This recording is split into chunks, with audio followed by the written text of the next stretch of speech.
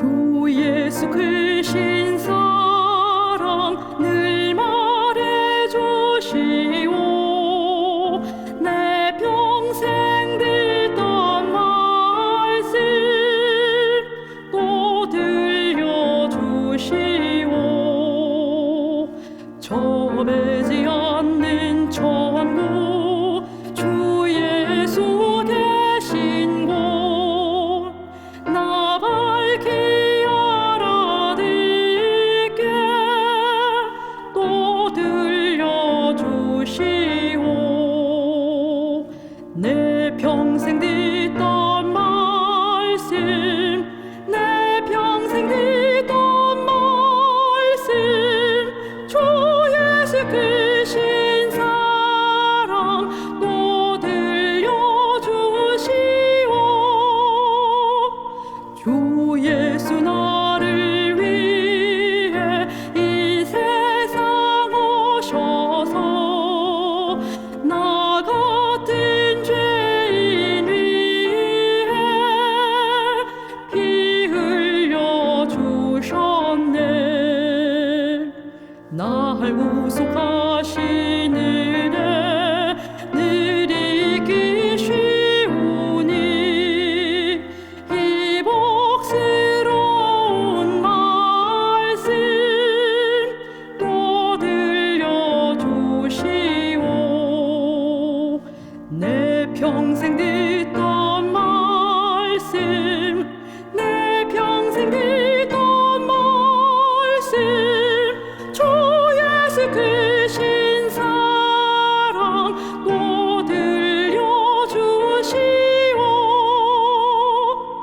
이 세상 헛된 영광 날 미혹할 때에 주 예수 크신 사랑 늘 들려주시오. 저 하늘 빛난 영광 내 눈에 비칠 때 주 예수 크신 사랑 또 들려주시오.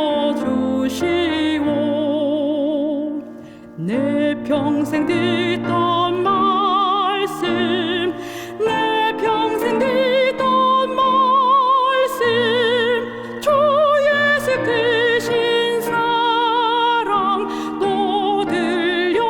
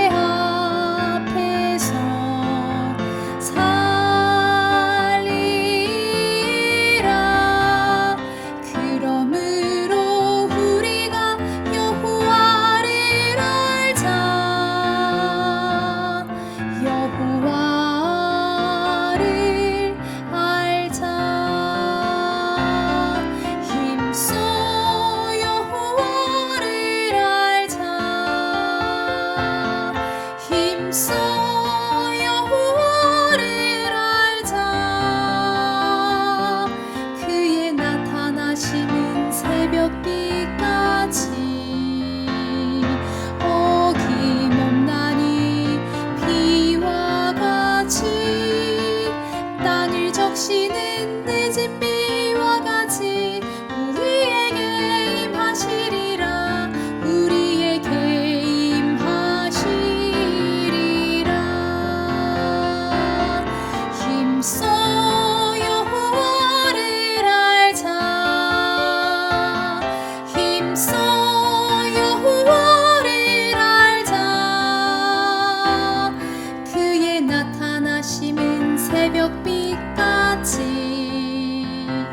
어김없나니 비와 같이 땅을 적시는 늦은 비와 같이 우리에게 임하시리라. 우리에게 임하시리라. 호세아 6장 1절로 3절.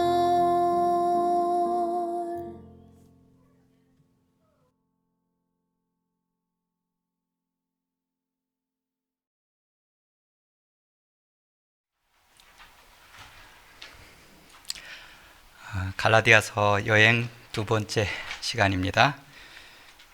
지난 시간에는 갈라디아서 전체 흐름 또 맥락을 살펴봤고요.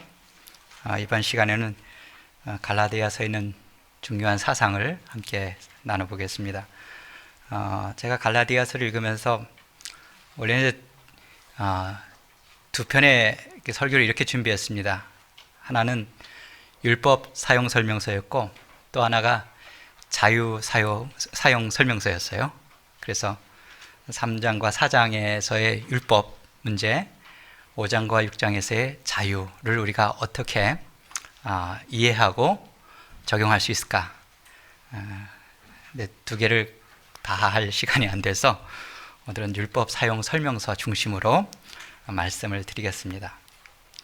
갈라디아 교회가 가졌던 문제가 율법에 대한 그릇된 이해였습니다. 그래서 하나님께서 율법을 주신 것은 분명히 목적이 있습니다. 그렇죠. 그래서 여기 디모데전서에 있는 말씀처럼 사람이 그 율법을 어떻게 쓰면요? 적법하게만 쓰면 그것이 선한 것이라 했어요. 근데 갈라디아 교회는 그럼 율법 자체가 문제였을까요? 율법을 사용하는 방법의 문제였을까요? 예, 방법의 문제였습니다. 우리가 율법에 문제가 있다고 율법 자체를 무시하거나 공격하면 안 됩니다. 그 율법을 다루는 나를 살펴볼 필요가 있습니다. 그래서 율법을 오용했을 때 나타나는 여러 가지 부작용들이 있습니다. 저희가 이 두 가지는 분명히 구분을 하셔야 됩니다. 율법주의와 율법 준수 혹은 순종은 전혀 다른 개념입니다. 바울이 경고한 것은 율법을 지키려는 그런 그들의 노력, 태도를 공격한 것이 아니고 그 율법을 통해서 뭐 하려는, 구원받으려는, 의롭게 되려는 그들의 시도, 태도, 그 사상을 문제 삼은 것입니다. 그래서 율법주의와 율법 준수는 전혀 다른 개념이에요. 율법주의는 율법을 가지고 뭐 하려는 거죠? 구원받으려는, 율법을 무슨 용도로 쓰는 거죠? 구원받는 용도로 쓰려는 그 태도와 접근법이 잘못됐다는 것입니다. 그래서 이런 율법주의가 낳은 몇 가지 부작용을 사도 바울이 얘기를 합니다. 갈라디아서에. 첫 번째는 율법에 대한 이런 태도가 오히려 그리스도와 더 가까워지게 하는 것이 아니고 어떻게 해요? 그리스도에게서 끊어지게 한다 했습니다. 그럼 뭔가 문제가 있는 거 아닙니까? 그 다음에 두 번째가 이 율법주의는 궁극적으로 누구를 높이게 하죠? 자기를 높이게 하죠. 그 율법을 어떤 형태든지 준수한 자기에게 모든 공로를 돌리게 되어 있습니다. 이런 부작용들이 분명히 있어요. 그래서 율법에 대해서 내가 어떤 관계와 어떤 태도를 가지고 접근해야 되는가가 굉장히 중요합니다. 그래서 갈라디아서 특별히 3장, 4장에서는 그 문제를 집중적으로 다루고 있습니다. 근데 율법을 이렇게 보면 율법이 두 가지 기능이 있어요. 하나는 순기능이 있고 또 하나가 역기능이 있습니다. 율법은 처벌의 기능이 있어요, 분명히. 그죠? 그 다음에 또 하나는 교육의 기능이 있습니다. 옛날에 저희 이제 교도소를 옛날에 뭐라고 불렀는지 아세요? 형무소라고 불렀어요. 요새 뭐라고 부르죠? 교도소라고 불러요. 그죠? 교정 역할을 해요. 어차피 감옥 들어가서 하는 건 똑같은데 이름만 바꿔놨어요. 예전엔 뭐에 집중을 둔 거죠? 벌 주는 거, 형무소예요. 근데 교도소는 뭐예요? 커렉션이에요. 그죠? 이렇게 교정하는 역할, 이렇게 변화시켜주는 역할이죠. 그래서 똑같은 법이라도 우리가 그 양면성이 있어요. 처벌 기능도 있지만은 교정, 교육의 기능도 있다는 것이죠. 그래서 이제 이 율법이 가진 어떤 양날의 검과 같은 것을 잘 이해할 필요가 있습니다. 이게 좀 굉장히 섬세하게 다뤄야 돼요. 그래서 바울은 이게 특별히 구분은 되지만 구별되는 기능은 아님에도 불구하고 바울은 의도적으로 이 기능을 구별해서 얘기하는 느낌이 있어요. 제가 갈라디아서를 읽으면서 이렇게 구분을 좀 하는 것 같다는 느낌을 제가 개인적으로 이렇게 읽으면서 좀 받게 되었는데, 첫 번째 이제 그래서 오늘 세 가지 기능을 중심적으로 좀 말씀을 드리겠습니다. 첫 번째가 율법이 가진 처벌 기능이에요. 이건 동의하시죠? 모든 법에는 그 법을 준수하지 않은 대상을 처벌하는 그 기능이 같이 있죠. 그래서 갈라디아 3장 10절에 보면 율법 아래에 있는 자들은 누구든지 율법책에 기록된 대로 모든 일을 항상 행하지 않는 자는 뭐 한다 했어요? 저주. 그러니까 율법은 안 지키면 이렇게 융통성 없어요. 그럼 바로 저주예요, 그냥. 별로 안 친하고 싶죠. 이게 율법이에요. 율법이 가진, 우리가 그냥 그대로 봐야 돼요. 저주의 기능이 있어요. 되게 불편해요, 솔직히. 가능하면 좀 피하고 싶잖아요. 율법 안 읽고 싶고. 그래서 그럼 이 저주의 기능을 우리가 어떻게 이렇게 바라보는 게 좋을까? 그러니까 오늘 제가 이제 율법과의 관계를 좀 중심으로 말씀을 드릴 거예요. 율법하고는 우리가 가능하면 사이좋게 지낼 필요가 있어요. 그죠? 그럼 어떻게 율법하고 지내는 게 제일 사이좋게 지내는 것인가? 율법의 처벌의 기능을 우리가 어떻게 볼 것인가예요. 이 기능을. 율법의 처벌 기능에서 제가 봐야 되는 것이 있어요. 그 처벌 기능이 언제 어떻게 작동했는가를 봐야 돼요. 여기 3장 3절에 보면 그리스도께서 우리를 위해서 뭘 받았다고요? 저주를 받았다는 거죠. 그러니까 율법의 처벌 기능에서 내가 처벌받는 것을 보면 굉장히 끔찍하잖아요. 율법의 처벌 기능에서 우리가 봐야 될 건 뭐죠? 나를 위해서, 나를 대신해서 그리스도께서 저주 받으신 걸 봐야 돼요. 그걸 보는 게 필요합니다.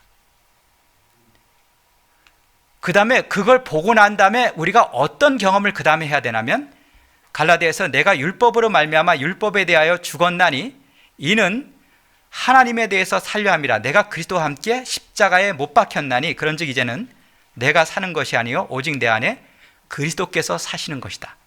그 다음에 두 번째로 봐야 되는 것은 율법의 저주를 받고 죽은 그리스도 안에서 그리스도와 함께 죽은 나를 봐야 돼요. 그러니까 율법의 처벌 기능에서 우리가 해야 되는 경험입니다. 이것이. 처벌 기능을 무조건 무시하지 마시고 이 기능을 가지고 첫 번째 경험, 우리가 해야 되는 경험이에요. 정상적인 이렇게 경험하면 그 처벌 기능이 우리에게 얼마나 구원에 유익한 경험이 될지 몰라요. 두 번째가 율법이 가진 교정, 교육의 기능이에요. 3장에 보면 이와 같이 율법이 우리를 그리스도에게 인도하는 뭐라 했죠? 초등교사. 이게 파이다고고스라는 말이 옛날 성경에는 혹시 뭐라고 번역된지 기억나시는 분 계세요? 몽학선생. 그죠? 몽학선생은 저희가 태어나서 한 번도 못 들어본 말인데 그래서 좀 번역을 좀 쉽게 했어요. 초등교사라고. 원래 몽학선생은 로마 사회에서 우리 노예들 가운데 좀 똑똑한 노예들 있잖아요. 그 사람들 가운데 그 자녀들 교육을 맡겼어요. 그 노예들에게. 그래서 그 아이가 충분히 장성할 때까지 그 아이들을 때로는 징계까지 할 수 있는 권한이 있었어요. 그래서 그 역할을 한 것이 바로 초등교사. 그래서 율법은 교육의 역할을 하는구나. 교사의 역할을 한다는 것이죠. 이 파이다고고스라는 말이 이게 이제 명사인데 이게 이제 동사 형태로 쓰인 용례를 찾아보면 좀 몇 가지가 나오는데 그 중에 하나가 디모데후서 3장이에요. 이게 이제 동사로서 우리 성경 얘기가 나오잖아요. 우리가 성경을 알았는데 성경이 우리로 하여금 예수 그리스도를 믿음으로 구원에 이르게 하는 지혜를 준다 했는데 그 다음에 성경이 하는 일이 나와요. 모든 성경은 하나님의 감동으로 된 것으로 교훈과 책망과 바르게 함과 의로 교육하기에 유익하다 했는데 이 교육하다가 파이데이아라는 말이에요. 이 영어의 페다고지라는 말이 원래 교육하기란 말이죠. 그 말이 여기서 나와요. 그래서 그 초등교사가 하는 역할이 이거예요. 그죠? 파이데이아를 하죠. 파이다고고스가 하는 일이 파이데이아를 교육하는 일이에요. 그 교육의 궁극적인 목적이 뭐라고 나오죠? 구원에 이르게 하는 지혜를 줘요. 어떻게 함으로써? 예수 그리스도를 믿음으로 해요. 그러니까 율법의 역할은 사람을 직접적으로 구원하는 게 아니라 구원하는 예수님에게까지 뭐 하는 역할을 한다고요? 인도하는 역할을 율법이 한다는 거죠. 율법이 굉장히 긍정적이고 순기능이에요. 이 기능을 우리가 이해할 필요가 있는 것입니다.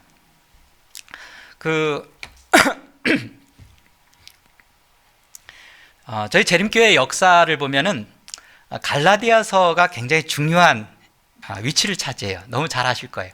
우리가 1888년 미네아폴리스 대총회 얘기가 나오죠. 믿음으로 말미암는 의가 굉장히 핫한 이슈였는데 그 근저가 된 토론 주제가 갈라디아서예요. 그래서 그때 갈라디아서에 여기 초등교사, 율법이 초등교사의 역할을 한다 했는데 그럼 초등교사의 역할을 하는 율법이 어떤 율법입니까가 쟁점이었어요. 그래서 결과적으로는 이제 화이트 부인이 이 초등교사의 역할을 하는 율법은 의식법, 모세오경에 나오는 의식법 알죠? 제사제도 같은 거, 그런 의식법과 그 다음에 십계명을 포함한 모든 도덕률이 다 포함된다 했어요. 그러니까 율법의 전체라고 얘기했어요. 그러니까 어떤 일정한 특정한 율법이 그리스도에게 인도하는 게 아니고 모든 율법이 그리스도에게 인도하는 역할을 한다는 거예요. 근데 이제 이 결론을 내기 전에 굉장히 뜨거운 싸움이 있었어요. 우리 한편에는 우리 버틀러라는 그 당시 이제 대총회장님입니다. 이제 이분은 이 율법을 뭐라고 주장했냐면 의식법이라고 주장했어요. 몽학 선생, 초등교사로 상징된 이 율법은 십계명이 아니고 도덕률이 아니고 의식법이라는 거예요. 왜냐하면 이분들은 굉장히 이게 도덕률이라는 게 불편했어요. 왜냐하면 그때 막 일을 휴업령 막 이렇게 내리고 막 할 때거든요, 분위기가. 그래서 우리 재림교회 정체성이 뭐예요? 안식일 율법이잖아요, 십계명. 근데 이제 그리스도께 인도만 하고 이제 더 이상은 율법 안에 있지 않고 해방이다 이래버리니까 예수님께 인도하는 역할만 하고 더 이상 율법 아래 있지 않다 하니까 율법이 패했다는 의미로 해석이 되니까 이걸 도덕률로 해버리면 십계명이 다 패한 걸로 해석이 되니까 이걸 십계명이라고 해석하기가 굉장히 불편한 거예요. 그래서 이분을 이걸 끝까지 뭐로 주장했냐면 이건 의식법이다. 십계명 손대지 마라. 뭐 이렇게 된 거예요. 그리고 이제 이분의 사상을 담은 책이 The Law in the Book of Galatians이에요.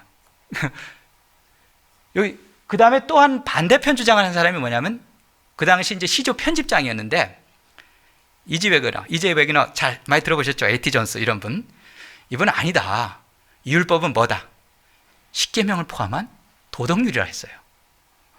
그러니까 이게 마치 재림교회 근간을 흔드는 것 같잖아요. 율법을 막 폐하고 막 그러니까 정체성을 흔드는 사람으로 굉장히 공격을 받습니다. 아주 갈등이 아주 첨예했어요. 그리고 나중에 이제 그 미네아폴리스를 즈음해서 그 생각을 정리해서 쓴 책이 The Gospel in the Book of Galatians이에요. 여러분 재밌지 않아요? 똑같은 갈라디아서를 읽었는데 한 사람은 뭐에 대해 쓴 거예요? Law. 한 사람은 뭘 봤어요? 복음. 너무 입장 차이가 나지 않아요? 물론 이 접근법이 옛날부터 있었어요. 터출리안 같은 사람은 이 법은 의식법이다 이렇게 주장한 사람이었고 이제 콘스탄티노플의 그 당시 주교였던 크리스토톰은 아니다. 이거는 전체적인 율법을 다 내포한다. 이런 주장이 옛날부터 있었지만은 이것이 1888년에 굉장히 뜨겁게 붙었죠. 그래서 우리 십계명을 너무 수호하려는 나머지 율법의 도덕률이 너무 중요한 기능, 예수님께 우리를 인도해서 복음으로 변하게 하는 그걸 거절한 거예요.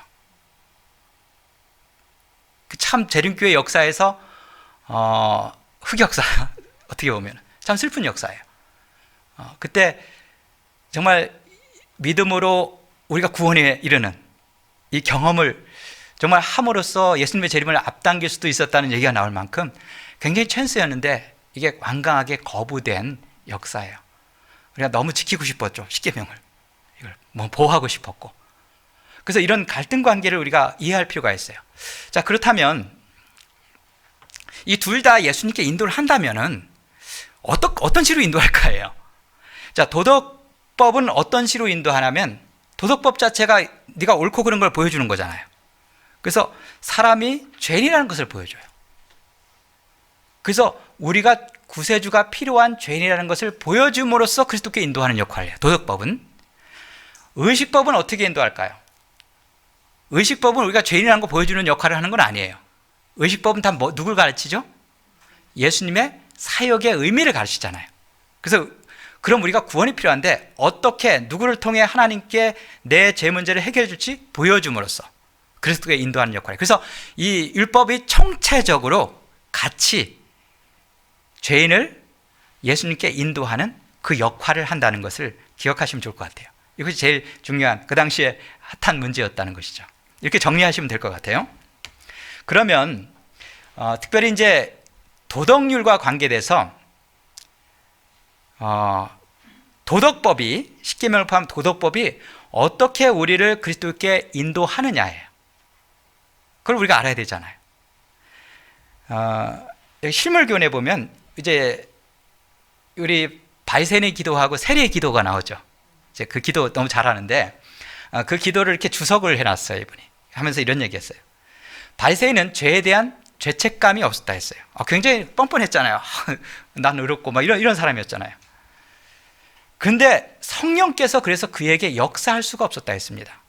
그의 마음이 스스로 의롭다는 갑주에, 아주 전신갑주로 의롭다는 갑주에 쌓여 있으므로 천사의 손이 정주준에서 던지는 날카로운 하나님의 화살도 그걸 뚫을 수 없었다 했어요. 그리스도께서는 자기 자신이 죄인임을 아는 자만을 구원할 수 있다 했습니다. 그러니까 하나님께서 구원할 수 있는 사람은 딱 한 사람밖에 없다는 거죠. 내가 뭐라는 거, 죄인이라는 것을 아는 사람만 구원할 수 있다 했어요. 그러니까 죄인이라는 걸 모르면 하나님도 대책이 없는 거예요. 그래서 죄의식이, 인간이 가진 죄의식이 구원에 있어서 굉장히 중요한 뉴스입니다. 죄의식을 가진다는 거. 근데 도덕률이 무슨 역할을 한다고요? 그걸 일깨워준다는 거잖아요. 그런 관점에서 도덕률이 사람을 그리스도께 인도한다는 것이죠. 자, 한번 그 사도 바울이 이제 갈라디아서는 이 얘기를 구체적으로 안 하지만 로마서는 굉장히 구체적으로 썼어요. 자기의 경험을 가지고 이게 어떻게 인도하는지 굉장히 구체적으로 기록을 했습니다. 그래서 로마서를 한번 병행해서 읽으면 좋을 것 같아요. 그래서 이게 무슨 얘기라는 것을 어렴풋이는 알 수 있어요. 자, 첫 번째는 율법으로 말미암지 않고는 내가 뭐를 알지 못했다고요? 죄를 알지 못했다 했어요. 그러니까 죄의식이 생기기 위해서는 뭐가 죄라는 것을 먼저 가르쳐주는 기준, 잣대, 표준이 있어야 된다는 거죠. 그게 뭐라는 거예요? 그 율법이라는 거예요. 그 율법이 없이 내가 죄인이라는 걸 몰랐고요. 그래서 율법에 대해서 율법으로 인해서 우리에게 뭐가 형성되죠? 죄의식이라는 것이 생기기 시작한다는 것이죠. 그런데 이 재밌는 게 이 죄의식하고요, 하나님의 은혜하고 바울이 이게 비례관계라고 얘기했어요. 그러니까 죄의식이 클수록 뭐가 크다는 거예요? 은혜가 더 크다는 거죠. 그러니까 죄의식은 가능하면 어떻게 느끼는 게 좋다는 얘기예요? 많이 느끼면 그 얘기잖아요, 이게. 그래서 율법이 들어온 목적이 죄를 더하게 함이라 했어요. 그러니까 이 말이 꼭 잘못 해석하면 죄를 더 많이 짓게 하기 위해서 그 얘기가 아니고 율법이 들어와서 죄의식이 더 어떻게 됐다는 거죠? 커졌다는 얘기예요. 왜냐하면 죄가 더한 곳에 뭐가 있기 때문에, 은혜가 더하기 때문이라는 거죠. 이 비례관계가 굉장히 중요하다는 얘기를 바울이 해요. 그렇다면 저희가 여기서 무슨 교훈을 얻을 수 있냐면은 율법이 하시는 두 번째 기능 가운데 하나가 죄의식을 어떻게 하냐면 심화시키는 역할도 같이 한다는 거예요. 무슨 얘기인지 아시겠죠? 여기 그 7장에 보면 로마서에 죄가 기회를 타서 계명으로 말미암아 내 속에 온갖 탐심을 이루었나니. 저는 옛날에 이게 솔직히 이해가 안 됐어요. 탐심 없는 멀쩡한 사람을 율법이 들어와서 탐심 생기게 만들었잖아요. 그럼 이게 율법이 이게 뭐 하자는 거예요, 이게? 이게 뭔 얘기야? 계명이를 저는 한만 읽어도 이게 도통 이해가 안 됐어요. 그런즉 선한 것이 내게 사망이 됐냐? 그럴 수 없느냐. 오히려 죄가 어떻게 죄로 드러나게 하기 위해서, 그리고 계명으로 말미암아 죄로 심히 죄되게 한다는 얘기가 있어요. 그러니까 이제 계명이라는 것이 있을 때 글쎄 이게 둘 다 될 수도 있을 것 같아요. 내가 죄가 있는데 계명을 통해서 죄의 의미가 확대돼서 드러나기도 하지만은 그 계명으로 인해서 내 죄 본성이 이렇게 더 드러나기도 하죠. 왜 사람이 반항 심리가 있잖아요. 그죠? 하나님의 의를 보면 더 이렇게 여러분 바리새인들이나 이런 사람들 복음서에 보면 굉장히 그분들이 멀쩡하신 분들이었잖아요. 그런데 예수님이 그들 앞에서 뭘 했죠? 굉장히 바른 말씀만 하셨죠. 그분들이 어떻게 되시던가요? 굉장히 이성을 잃더라고요. 그러니까 예수님을 안 만났으면 그분들은 끝까지 아주 바람직하신 분들이었을 거예요. 그러니까 이런 역할도 하는 것 같아요, 어떻게 보면. 그러니까 두 가지를 다 포함하고 있다고 보는 게 저는 맞는 것 같아요. 그냥 의식의 개념만 명료하는 것뿐만 아니라 정말 내재된 죄된 본성이 더 바깥으로 확 드러나게 하는 역할도 같이 한다. 이렇게 보시는 것이, 글쎄 반대하시는 분도 있겠지만 저는 이 두 가지 같이 보는 게 괜찮다, 이렇게 생각을 합니다. 그래서 이게 언제까지 심화시키냐면 사람을 초죽음 상태까지 심화시키죠. 바울이 어떻게 했어요? 이게 계속 가다가 나중에 어떻게 돼요? 오라 나는 공고한 사람이라. 이 사망의 몸에서 누가 나를 여기까지 가는 거죠. 여러분, 우리가 갑자기 누구한테 이렇게 거짓말하고 나서 막 죄책감 때문에 내가 막 구세주가 필요하다는 느낌 가져본 적 계세요? 약간 양심에 깨리낌을 하지만 구세주까지는 안 가죠, 그렇죠? 내가 이것 때문에 예수님 이런 색까지는 아니에요. 그냥 깨림직한 걸로 끝나요. 그러니까 죄라는 게 죄의식만 이렇게 가져갖고는 그 예수님께까지 가져요, 안 가져요? 안 가져요. 그러니까 율법이 그냥 보여주기만 하고 끝, 네 나쁜 놈이야, 끝, 이러면 효과 없어요. 그걸 어떻게 하죠? 너 정말 나쁜 놈이라는 것을 보여줘죠. 그러니까 이 심화 단계까지 가야 되는 거죠. 그래서 바울이 거기까지 내려간 거죠. 진짜 죽을 것 같은 거예요. 그때 구세주를 찾는 지경까지 간 거죠. 이 경험이에요. 그러니까 초등교사의 역할을 한다는 것은 율법에 이런 경험을 하라는 것 같아요. 그 다음에 이제 세 번째 갈라디아 3장과 4장에서 저는 이렇게 계속 읽으면서 자꾸 이렇게 밟히는 표현들이 있더라고요. 율법에서 눈에 자꾸 밟히는 표현들이 있어서 이게 뭘까 굉장히 고민을 좀 많이 한 표현이 뭐냐면 어떤 시대를 나누더라고요. 율법 가지고. 그러니까 율법의 어떤 그 시대성이 자꾸 등장을 해요. 첫 번째는 언약 전후. 하나님이 미리 정하신 언약을 430년 후에 생긴 율법이 폐기하지 못한다는 얘기겠죠. 그러니까 하나님이 아브라함과 언약을 맺고 그 다음에 율법을 언제 줬죠? 물론 율법의 정신은 그 전부터 창조 전부터 있었지만 십계명으로 성문화된 율법이 언제 있었죠? 모세 때 줬잖아요. 430년 후에. 그러니까 시점을 지금 얘기하고 있어요. 두 개. 그러니까 언약 전과 후. 그러니까 율법의 어떤 시간성이 나오죠. 두 번째는 또 율법이 뭐냐? 범죄함으로 더해진 게 아니냐. 그러니까 범죄 전후. 또 이렇게 나와요.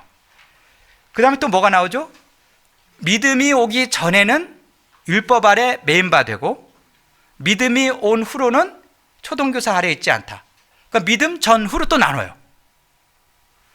그 다음에 또 뭘 하죠? 때가 참해. 이 때는 언제, 무슨 때예요? 재림 때예요?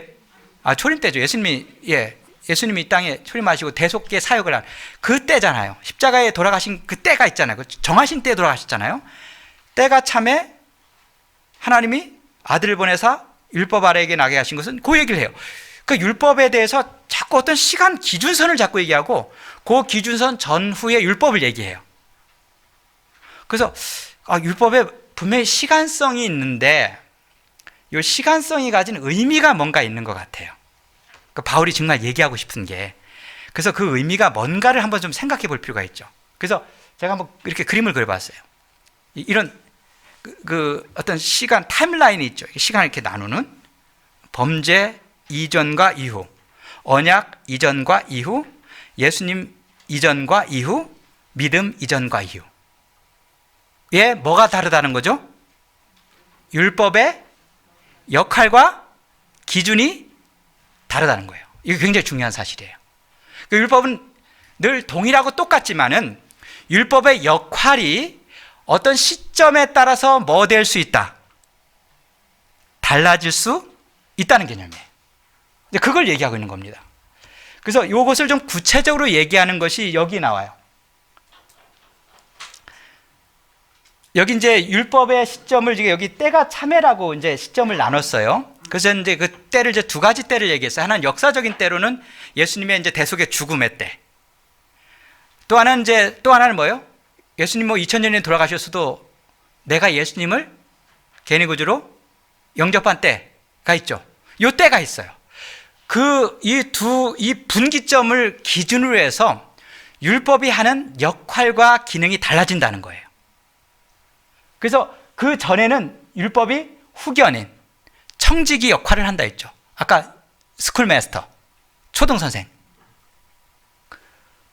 이때는 이제 종과 어린 아들도 장성하기까지는 율법 아래에 있는 거죠. 초등선생님 밑에 있는 거잖아. 징계도 받고, 야단도 맞고. 그 유업을 받을 수 있지만은 여전히 뭐와 같아요? 모양새는. 어린 아들은 종하고 똑같은 상태. 율법과의 관계가 아들인데도 종하고 똑같은 관계라는 거예요. 근데 성장하고 나서는 율법에서, 매임에서 벗어난다는 것이죠. 그래서 분명히 율법이라는 것이 그 기능이, 아까 제가 기능을 이제 두 가지 기능을 말씀드렸지만은 이번에는 보편적인 기능이 아니라 시간성에 된 특수한 기능을 얘기하고 있어요. 시간에 따라 달라진다는 거죠, 율법 기능이. 그래서 우리가 이 두 가지를 기억하실 필요가 있어요. 하나는 예수님 전후로 율법은 분명히 그 기능과 역할이 달라졌다. 또 하나는 우리가 예수님을 개인의 구주로 영접한 이전과 이후로 율법의 기능과 역할은 달라졌다는 것이죠. 때가 참회. 그래서 제가 기억하는 것은 예수님의 대속의 사건이 일어난 다음부터는 율법을 우리가 전혀 다른 의미로 보셔야 돼요. 그러니까 대속 이전과 이후를 다른 의미로 율법을 보시고 대하셔야 된다는 것이죠. 두 번째는 내 영적 신분이 변화될 때와 변화되기 이전에는 분명히 나의 율법과의 관계가 바뀐다는 것이죠.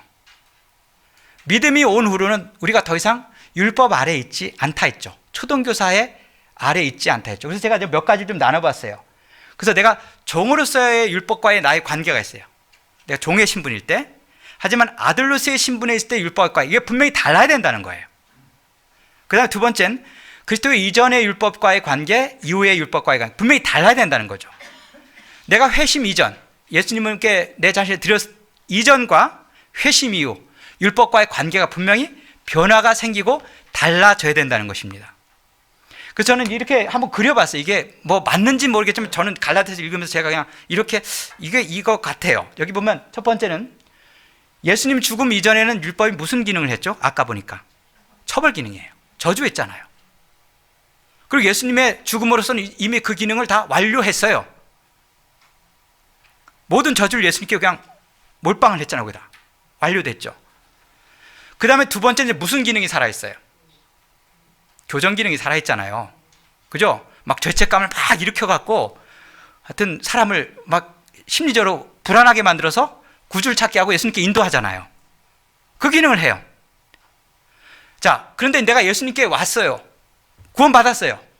그럼 구원받고도 맨날 죄책감에 시달리면 돼요, 안 돼요? 그건 아니죠. 그때부터는 또 달라져야 된다는 거죠, 율법의 역할이. 그 다음부터는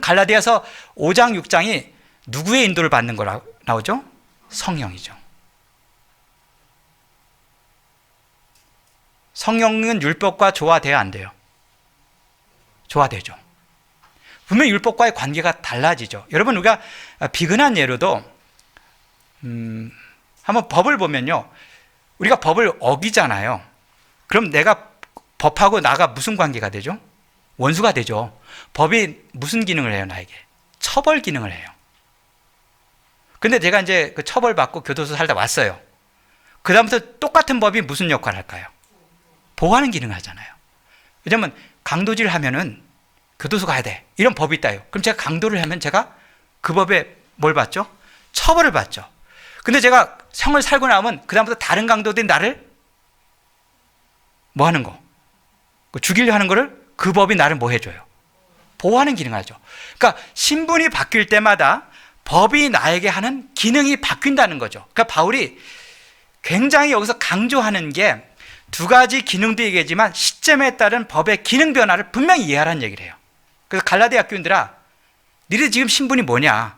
예수님께 구원받은 사람 아니냐? 그럼 그 전에 가졌던 관계에서 벗어나 다른 관계로 들어가야 되지 않느냐가 바울이 얘기하는 얘기입니다. 그 다음에 이제 마지막으로 굉장히 중요한 게 이 법과의 관계에서 마지막 관계가 아까는 율법 아래라는 말씀을 계속 써요. 율법 아래라는 말은 주도권이 누구에게 있다는 말처럼 들리죠? 율법이죠. 아까 이제 율법과 뭐 종 아이 같으면 스쿨 마스터가 주도권을 가지잖아요. 그런데 율법 아래에서 벗어났다는 것은 내가 마음대로 어기라는 말이 아니고 뭐가 바뀌었다는 거죠? 주도권이 바뀐 거죠. 그래서 여기 갈라디아에서 보면 너희가 만일 성령의 인도하시는 바가 되면 더 이상 율법의 아래에 있지 않다 했죠. 오직 사랑으로 서로 종노릇하라. 온 율법은 내 이웃을 사랑하기를 내 자신과 같이 하라는 한 말씀에서 어떻게 됐어요? 율법을 이제 오히려 주도적으로 뭐 하는 사람이 됐어요? 이루는 사람이 됐어요. 너희가 서로 짐을 지라 그리하여 그리스도의 법을 뭐 하라? 성취하는 사람이 됐죠. 그러니까 율법에 종속된 사람이 아니고 주도적으로 율법을 이루어가는 삶을 사는 사람의 모습을 그려주고 있어요. 분명히 달라지고 있죠.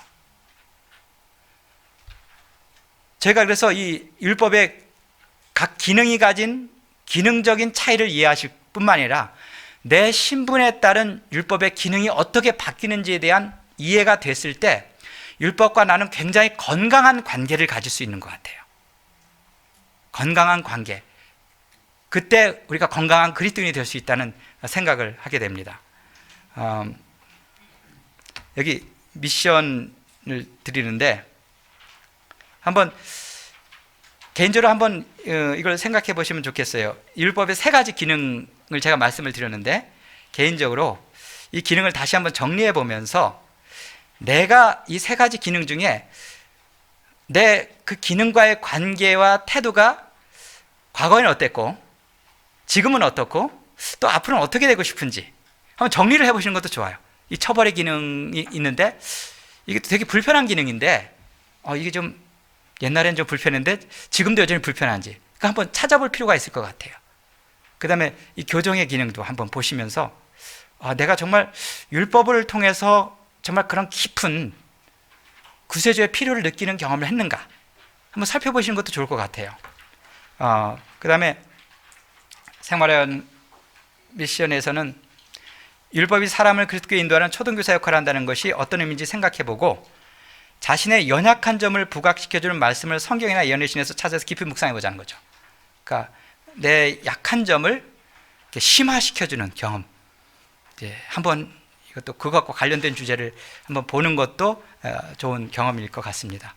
이제 오늘 갈라디아서를 마치면서 우리에게 주신 하나님의 그 선한 율법이 우리 생애 속에 선한 목적과 결과를 이루시기를 바라면서 말씀 마치겠습니다.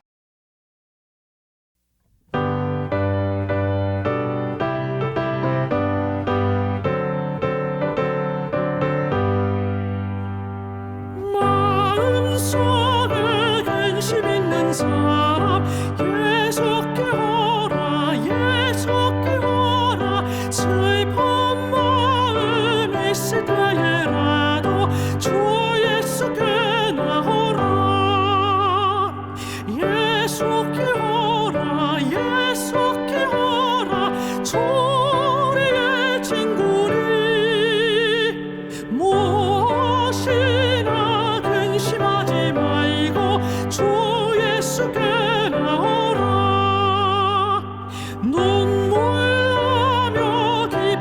숨 쉴 때 예수께 오라 예수께 오라 은밀한 죄 내게 있더라도 주 예수께 나오라 예수께 오라 예수께 오라 우리의 친구리 무엇이라 근심하지 말고 주 예수께 나오라 괴로움과 두려움 있을 때에 예수께 오라 예수께 오라 내일 일을 염려하지 말고 주 예수께 나오라 예수께 오라 예수께 오라 우리의 친구리 무엇이라 근심하지 말고 주 예수께 나오라 죽는 것을 겁내는 자들아 예수께 오라 예수께 오라 하늘나라 사모하는 자여 주 예수께 나오라 예수께 오라 예수께 오라 우리의 친구리 무엇이라 근심하지 말고 주 예수께 나오라